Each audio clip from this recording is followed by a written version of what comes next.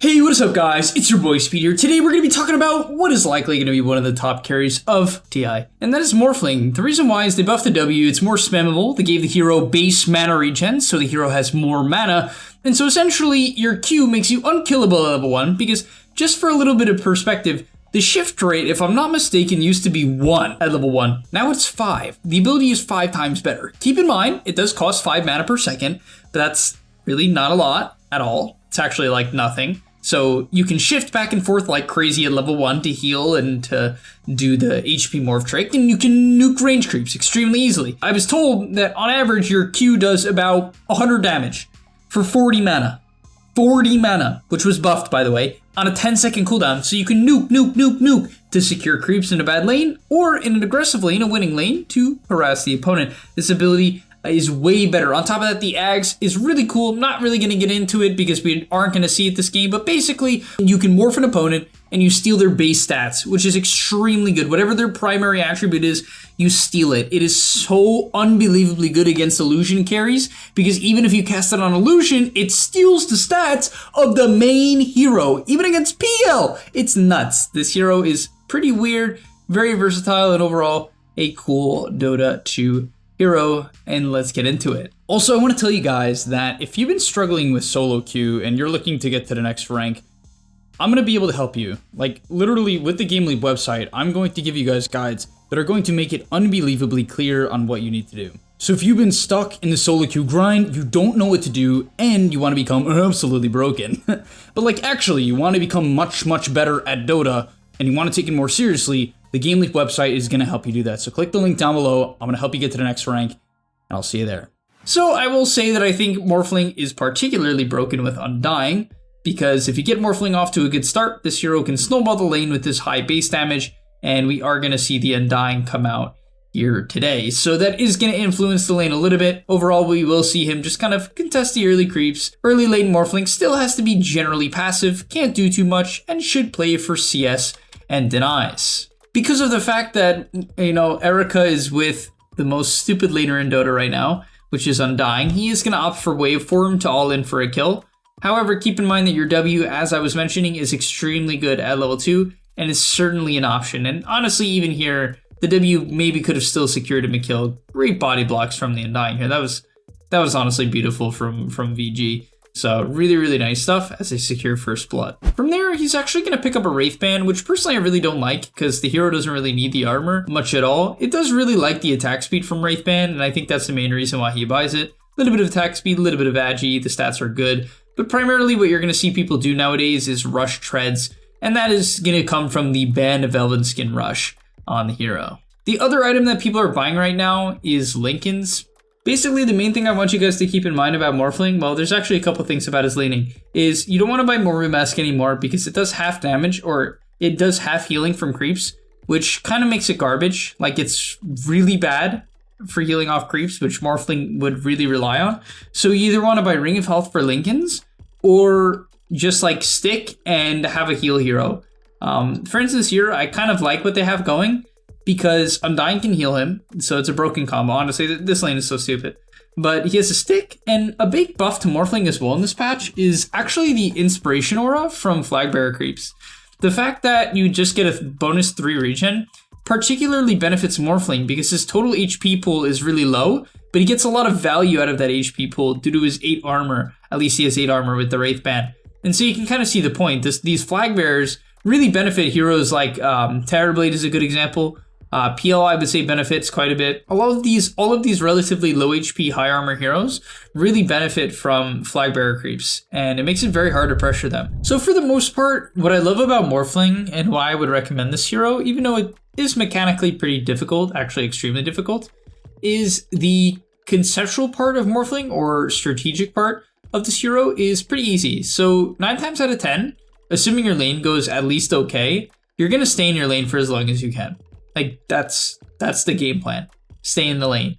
And the reason why, and we'll even see him max out the Q here, so he's really playing to flash farm, right? Not taking a single point in the W, even though it was significantly buffed. So he's really playing to flash farm and play the dead lane. Because usually at some point in the game, the safe laner will get kicked out, right? The mid laner will rotate over, and they'll like chrono, for instance, right? It's not an off-lane void, it's a safe lane void, but you get the point, right? They'll come in, they'll chrono. However, Morphling doesn't die to certain team comps, which is why this hero is particularly good as a last pick in pubs. If you notice that the enemy team just simply does not have hard stuns or like fast stuns, you can sit in your lane for 10, 11, 12, 13 minutes and just make it impossible for them to take your tower.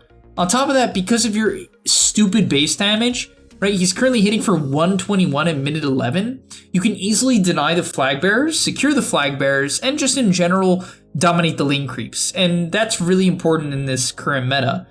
As a result, Morphling is very good in this way. So if they can't pressure you out, it's probably going to be a good Morphling game, even if you don't think your matchups are good. If conceptually the game is good, because the enemy team can't gank you, you're going to be able to farm and you're going to be able to protect your tier 1 tower for a long time. He did eventually rotate out. I think he was afraid of the Visage in particular. The Visage just takes the towers way too quickly, so he ends up leaving and shifting over to the bottom side of the map, where he's going to stay for quite a bit of time. Alright, so moving on from there, let's actually take a look at his general map movements from minute 18 to around minute 20, and just talk about how you can become a better carry player. So first things first, when you have Manta, you're often going to be the hero that wants to clear the mid wave. And the reason why is the mid wave is generally the most dangerous wave at night in particular. At nighttime, good teams are often going to set up around the mid lane and, well, just look for a kill.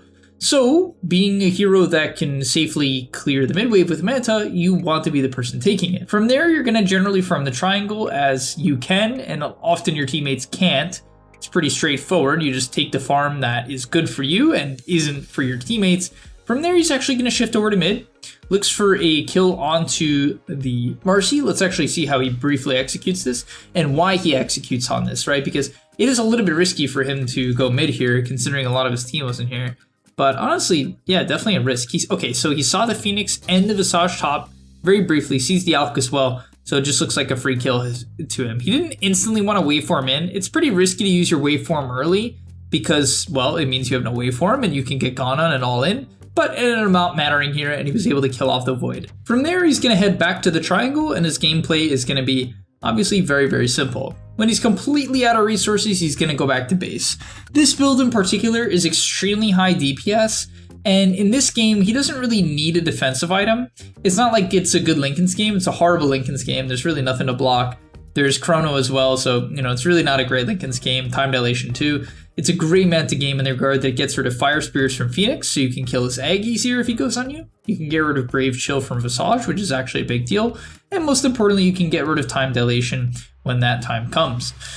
From there, he's going to shift to the bottom side of the map and probably look to shift back to Ancients. Actually, no. Okay, so they're going to go for a Smoke Across play, looking for a kill on to the Marcy as they instantly kill him. From there, Erica actually buys BKB. And this might seem kind of insane. Why in the world would you buy BKB on a hero like Morphling? You can literally morph to keep yourself alive. But the thing is, if you morph, you lose damage. That's just how it works, right? And so the BKB allows you to just kind of right-click people without having to instantly shift a bunch of strength. And we'll see this play out in an upcoming fight. And upcoming here, we're going to see the perfect example of why this BKB is so good. I will admit I was a little bit surprised to not see a shard this game, as I actually think Morphling shard is like an incredibly good void counter, because if you get chronoed, you can still shift. It's really, really cool in that way. But either way, let's move on. So fight breaks out, has to cut out a little bit, things not looking too good. You can have some mana problems with this build as you'll probably see here, so you will have to constantly ship out Clarities as he ships out too. So as the fight breaks out, the enemy Alk is actually going to go in here and they're going to stun him with a Fissure. He's going to go in and commit in with his waveform, which is definitely a little bit risky, and I was surprised to see him commit on a support Alk like this, because he even has to BKB just in case he's going to get chronoed, right? He wouldn't want to get chronoed into a Sunray and die from full. As a result, he pops the BKB, and it seems really bad, but he knows the enemy team is roshing, and because he's BKB'd, he doesn't have to panic shift at all, right? Yeah, he can still worry about the chrono, but realistically, he's not going to die with 30 armor and magic immunity.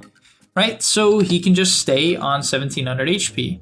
He had to do some inventory swapping, but after a little bit of time, he realizes he probably should just be clicking the Doomed Void and takes him out. And this entire fight, he actually didn't shift at all, right? He literally didn't shift at all. And I'm not even just saying that, he didn't shift a single time, which is insane to see that throughout the entirety of the fight, he stayed on practically the same amount of health, which goes to show why this BKB is so good and why this hero hits extremely hard even if you don't buy a single real DPS item.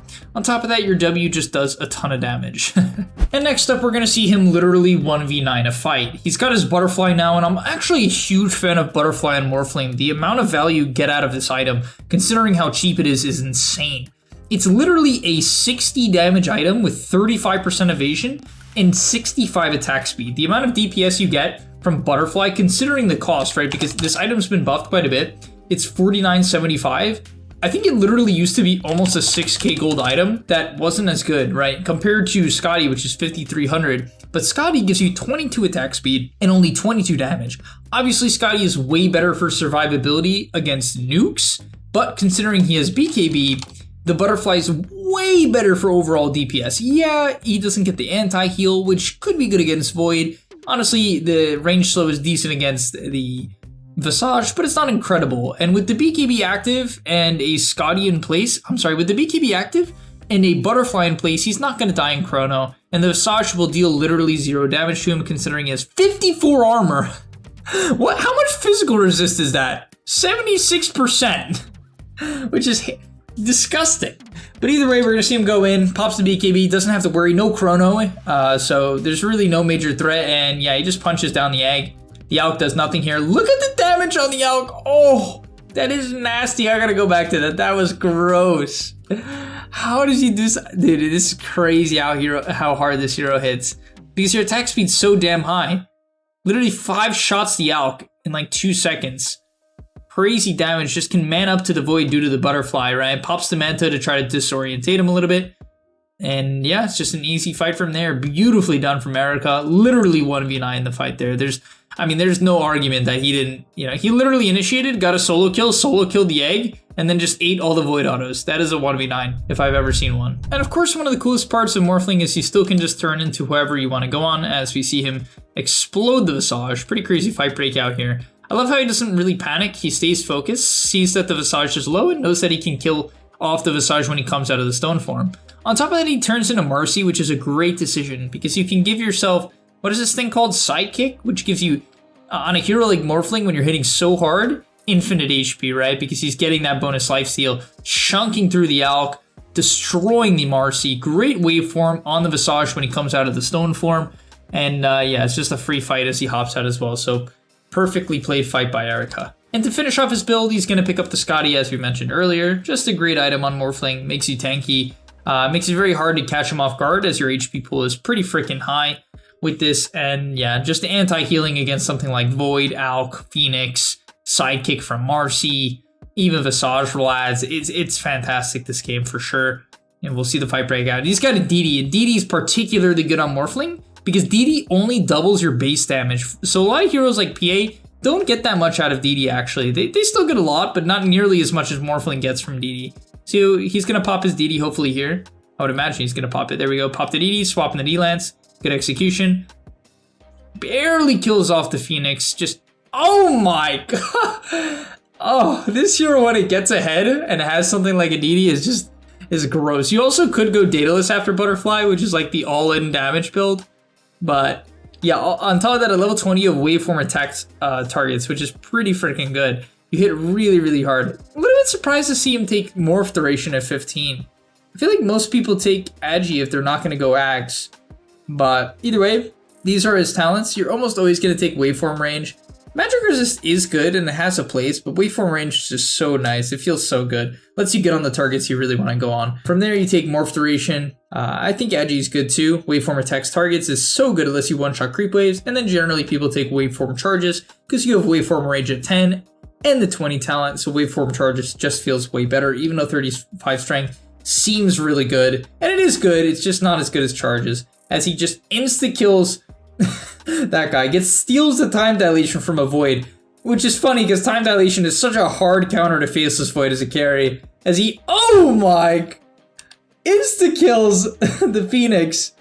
Just a disgusting fight from Erica as he gets the Rampage, and that's GG. Demoralizing the enemy team, the double Rampage, and I'll see you guys in the next one. And that's all, but remember, before you leave, come on, before you tune out, subscribe to the GameLeap website where we are going to help you get to the next rank. If you're stuck, click the link down below, and I'm out. Peace.